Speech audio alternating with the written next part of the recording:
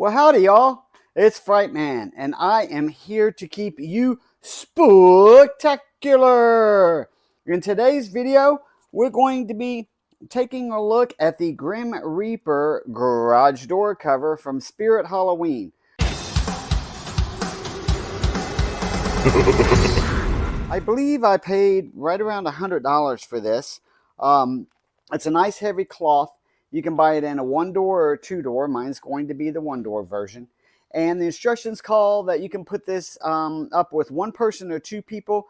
I'm going to be trying a blend between the instructions of the 1 person and the 2 person. So the cloth is a nice heavy duty cloth that can be machine washed. And then to go around the door, there's pockets here that will go around the edges, and they have zippers on them to fasten them to the door. So hopefully this is going to turn out really cool, but let's see how that goes. So the first step is to open up your garage door, and we're going to take the actual cover and we're going to lay it over the top of the garage door from the inside. It's obviously important before you put it over your garage door to make sure that you have it facing correctly, so when the garage door comes down that we have it positioned correctly.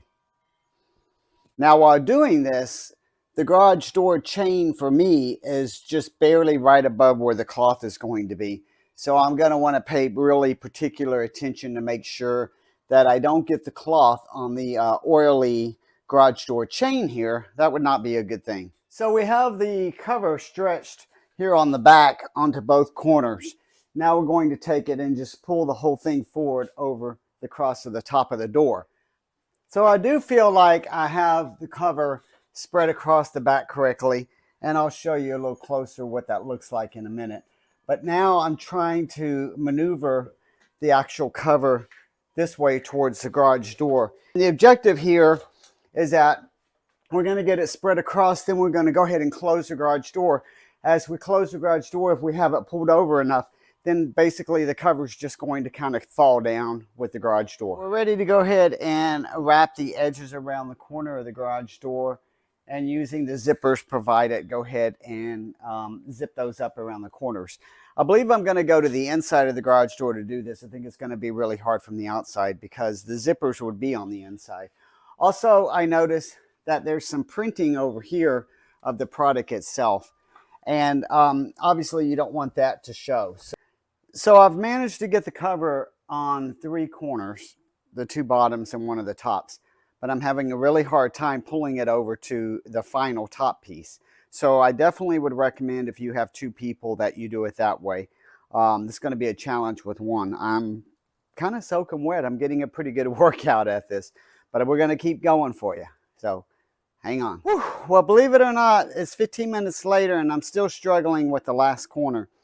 People have mentioned in the reviews that it's so tight that trying to get the zippers on, A, is really hard. I totally agree with that.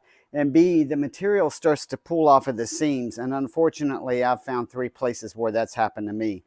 So longevity of this, I don't have high hopes once I take it off and try to put it on again. But for this season, I think it'll be fine. From the inside, there's really not a lot to see. It's just really on the corners here where you have to stretch really taut to be able to get the little corners attached to the end of the garage door, and then they zipper on each corner. And that is the challenging part, is trying to get that stretched across enough to get that zipper closed. So I mentioned earlier in the video about this logo. Apparently it's designed to show off their logo. Not a fan of this. I'm going to be using a can of black spray paint just to kind of darken this up so it's not so visible. All in all, I think it's okay. I don't like the fact that it's so hard to stretch and that I'm having gaps on one side of the door either way. I'm going to keep playing with that to see if I can perfect that. The black paint here did work out well. I might get me a darker blue. I don't know. We'll see. In the dark it's probably going to be fine, but the black is kind of showing up against the blue, but doesn't bother me too much. So again, with the garage door being down, you can see that it doesn't fully cover from left to right. So all of the stretching is done at the corners with zippers, and you can see it's not totally going over here to the right. If I put it over there to the right, then it pulls over here on the left. So not so perfect there on the edges, but I don't really think that's going to bother me. Now, what I don't know is if this is UV reactant. I have a feeling that at least this part will be. I do have a black light that's installed over here that I use at Halloween. So tonight I'll be able to take another look at that and see what it looks like underneath the UV light.